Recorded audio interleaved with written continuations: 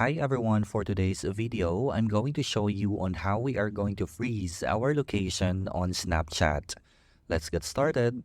Firstly, we need to log into our Snapchat account.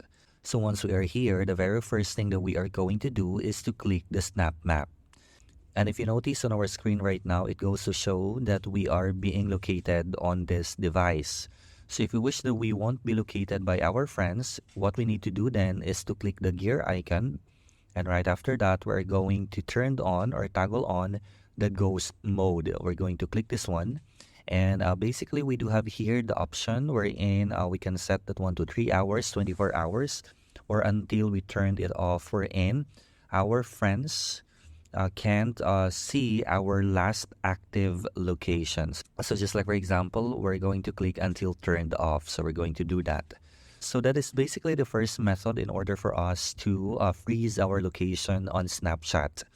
So the second thing that we are going to do is to go to our device. So please do take note that I do have an iOS device. So what I need to do then is to go to privacy and security. So once I'm here, there is an option about location services. I'm going to click this one. And right after that, we're just going to scroll down until we can see Snapchat. So just like for example, this one.